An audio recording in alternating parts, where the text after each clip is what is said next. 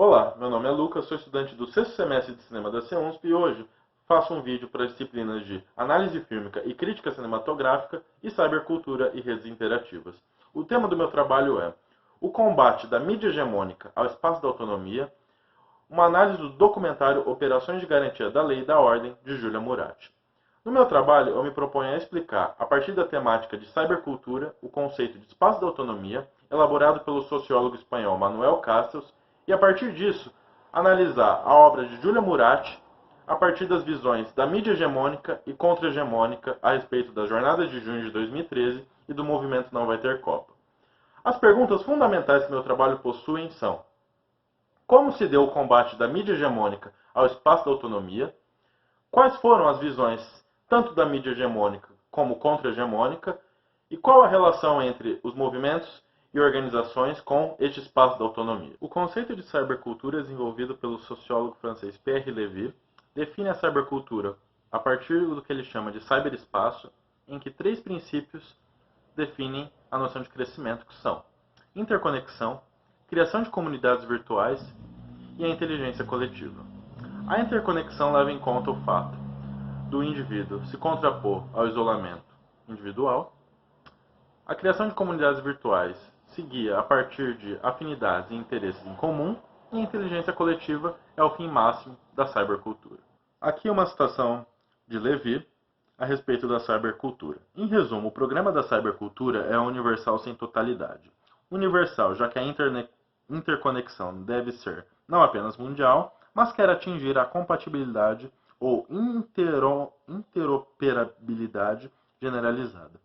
Universal, pois no limite ideal do programa da cybercultura, qualquer um deve acessar de qualquer lugar as diversas comunidades virtuais e seus produtos. Desenvolvido pelo sociólogo espanhol Manuel Castells em sua obra Redes de Indignação e Esperança, em que analisa os movimentos e processos que se deram em vários países após a crise de 2008, como por exemplo a Primavera Árabe, os indignados na Espanha, o Occupy nos Estados Unidos, a revolta das panelas na Islândia e uma breve nota da edição brasileira a respeito das jornadas de junho de 2013.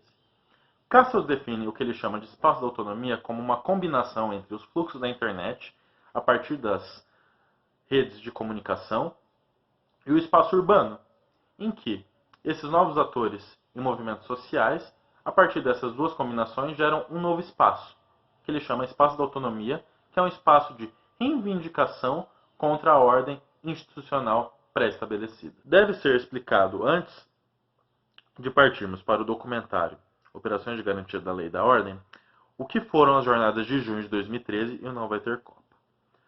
As jornadas de junho de 2013 devem ser colocados como um dos maiores fenômenos políticos recentes da história brasileira, da nova república, em que milhares e milhões de manifestantes foram às ruas, inicialmente contra o aumento das passagens dos transportes, para, posteriormente, uma série de inúmeras reivindicações com inúmeras pautas ganharem corpo pelos manifestantes, conforme o aumento da adesão de manifestantes.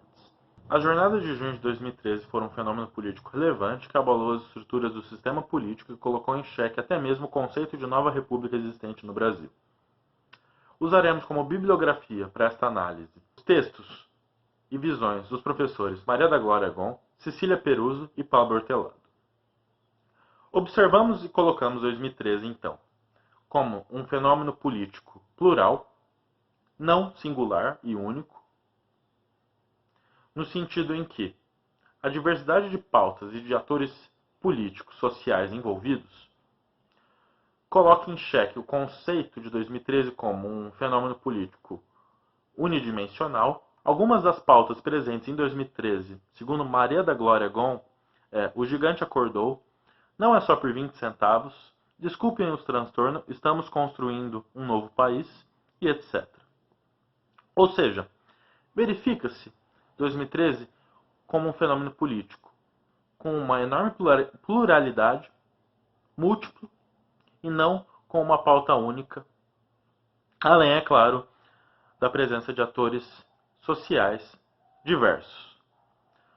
Um dos atores sociais que mais exerceram influência dentro deste fenômeno foi o movimento Passe Livre, com a convocação de manifestações e protestos, em que deve ser colocado que não foi iniciado em 2013, mas já tinha uma atuação de outros anos, e 2013, diante das circunstâncias e indignação crescente das pessoas de forma geral, acabou eclodindo não apenas contra o transporte, como já falei, mas contra outras pautas. Sobre o não vai ter Copa. À medida que a Copa do Mundo foi se aproximando, foi se organizando nas capitais que teriam jogos movimentos de forma a contestar a realização da Copa do Mundo no país, criticando os gastos exorbitantes com a Copa do Mundo em detrimento dos gastos públicos. A citação de Castro a respeito das jornadas de junho e do não vai ter Copa acontecidos no Brasil. A alegria de ter a Copa do Mundo de futebol no Brasil e de que a seleção canarinho volte a vencer converteu-se num negócio mafioso de corrupção em grande escala, do qual participam empresas de corrupção, federações esportivas nacionais e internacionais e administrações públicas de diversos níveis utilizando fundos públicos sem controle de contas. Trocamos 10 estádios por um hospital decente, dizia um cartaz em Belo Horizonte. Um modelo centrado no crescimento a qualquer custo, ainda que no caso do Brasil, acompanhado de uma redução da pobreza e de políticas sociais redistributivas, mas sem assumir a nova cultura da dignidade e do florescimento para além do consumo. A nossa hipótese presente para a pergunta, então, é: o combate da mídia hegemônica ao espaço da autonomia se deu a partir da criminalização dos manifestantes, de forma a legitimar a ação violenta do Estado contra os manifestantes. E aqui acabamos por entrar no documentário Operações de Garantia da Lei e da Ordem, de Júlia Murat. O documentário de Murat é preciso ser citado algumas das suas características da sua estrutura de documentário. A primeira delas é que o documentário de Murat ele atua em modo observativo, segundo o conceito de Bill Nichols. Bill Nichols, em sua obra Introdução ao Documentário, cita os vários tipos de documentários existentes, e um deles é o modo observativo, em que, a partir da observação dos eventos presentes, não há uma interferência ou atuação da diretora ou do diretor nos acontecimentos. A partir disso, o documentário de Murat ele usa esse modo para tecer um antagonismo entre a mídia hegemônica e a sua visão sobre 2013 e o Não Vai Ter Copa, em 2014, assim como uma visão contra-hegemônica de canais independentes, canais de YouTube, mídias alternativas, como por exemplo Mídia Ninja, Mariachi, Nova Democracia e etc., a partir da visão dos manifestantes, dos protestos e manifestações acontecidas. É interessante observar no documentário de Murat a estrutura de intertítulos utilizada de forma a sugerir uma ação premeditada dos atores estatais envolvidos, e aqui os atores estatais são o Ministério Público, o Judiciário, o Estado e a Polícia Militar, de forma a perseguir e a intimidar os manifestantes. Com o uso dos intertítulos de passos, passo 1, passo 2, passo 3, isso permite tecer uma hipótese e uma visão de que, embora não seja determinista, mas há uma organização previamente estabelecida desses agentes e atores, de forma a atuar conjuntamente contra esses manifestantes, de forma a influenciar a opinião pública. No documentário, há vários exemplos que mostram justamente a visão da mídia hegemônica sobre os acontecidos, assim como a ação arbitrária do Estado. Como, por exemplo, o cerco policial em uma das grandes manifestações, em junho de 2013, a agressão de um policial a um jornalista canadense, a prisão arbitrária de cerca de 70 manifestantes nas escadarias da Câmara Municipal do Rio de Janeiro, assim como a posterior ação do Ministério Público contra os 23 manifestantes do Rio de Janeiro. Ou seja, um dos grandes intuitos da documentarista é fornecer subsídios para que se observe a atuação dos grandes meios de comunicação e assim como seu modus operandi contra os manifestantes. Com isso, a mídia buscou traçar uma imagem dos manifestantes de violentos, de criminosos, de arruaceiros, dentre outros estigmas, para tecer a sua criminalização e, a partir disso, guiar a opinião pública a respeito desses manifestantes. É preciso explicar a visão da mídia hegemônica contra os manifestantes e a um suposto grupo presente nas manifestações, os chamados Black Blocs. Antes de tudo, Black Bloc não são manifestantes, mas antes de tudo é uma tática de defesa contra a repressão da polícia militar que foi usada por manifestantes nas jornadas de junho e não vai ter Copa diante da repressão do Estado e da polícia militar.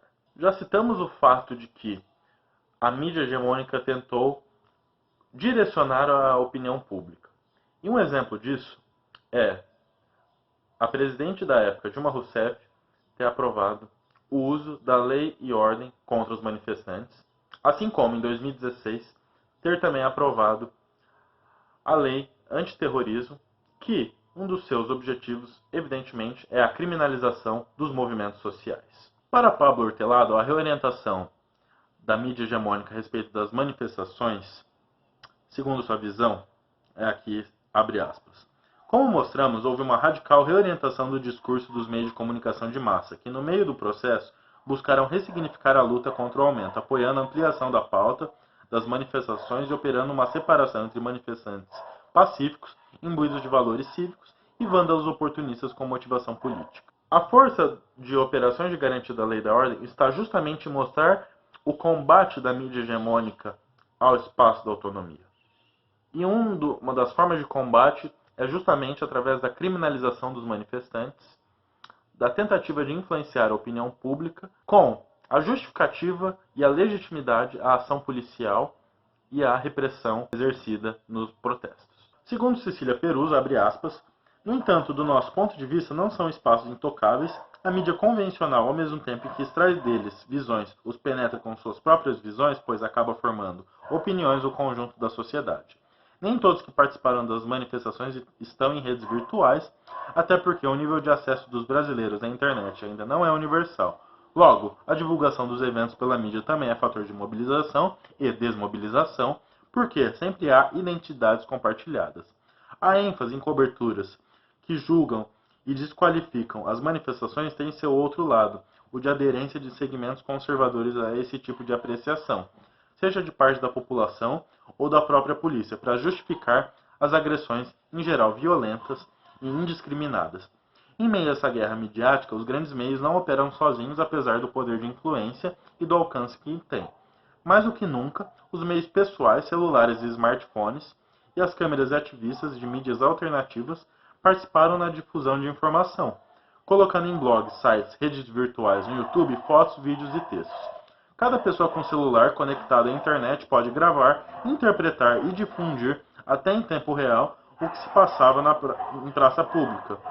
Essa contra-informação é fundamental no processo de mobilização e conscientização da população. A mídia hegemônica, assim, tratou por combater o espaço da autonomia, construído com as jornadas de junho de 2013 e com o movimento Não Vai Ter Copa em 2014, com o direcionamento da opinião pública a respeito dos manifestantes.